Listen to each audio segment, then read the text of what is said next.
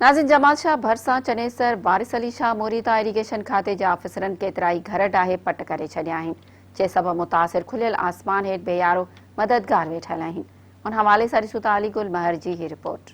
जीअं त जमाल शाह वारिस अली शाह मोरी मिर्ज़ा फाल मोरी चनेसर ते केतिरी ग़रीबनि जा घर ड्राहे हिननि खे बेघर कयो वियो आहे। ऐं उते जेके सरकारी इरीगेशन जूं ज़मीनूं आहिनि ऐं सरकारी बंगला अञा ताईं बि कब्ज़ा आहिनि। वधीक हिते मुतासिर थियल माण्हुनि खां पुछंदासीं त हिननि जो छा चवणु आहे। हिते ग़रीबनि जा घर तकड़ा ड्राहे हलिया विया, पर हिते जेके कब्ज़ागीर आहिनि जन वटि सरकारी ज़मीन जेका आहे उहा कब्ज़े में आहे, उहा अञा ताईं आज़ादु न थी आहे। अलाए छो इन में कोर्ट बि माठ आहे ऐं जेके अमलदार आहिनि उहे बि जेको रिश्वत एवज़ माठ थी विया आहिनि। अलाए घणा पैसा वरिता अथनि ग़रीबनि जा। ग़रीबनि जेके चयो त असां मुआवज़ा था ॾियूं, घरनि जा पैसा था ॾियूं, उन्हनि खे जिबा वठणा आहिनि। हाई कोर्ट जो हुकुम आहे, हीउ हाई कोर्ट जो हुकुम छो न आहे। गवर्नमेंट अची असां ग़रीबनि ते कड़की आहे। जेके असांजे ग़रीबनि जा घर ड्राहे बेघर कया विया आहिनि ऐं सरकारी ज़मीनूं हींअर बि उहे आबाद आहिनि, उते फसल कया पिया आहिनि।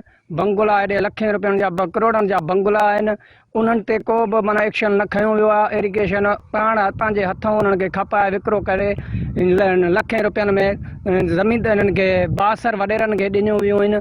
उहे बि गवर्नमेंट मुलाज़िम आहिनि जिन्हनि खे हिननि खपाए पैसनि में विकिरो करे छॾियूं आहिनि। हींअर बि उते फसल कया पिया आहिनि। केला घर ड्राहे था वञनि, जेका ज़मीनदार माण्हू आहिनि उन जा फसल केला हर शइ बीठी आहे, बंगला हर शइ बीठा आहिनि। असां ग़रीबनि जा हरू भरू घर ड्राहियूं। इन घर ड्राहण जे नतीजे में हिकु छोकिरो बि गुज़ारे हो।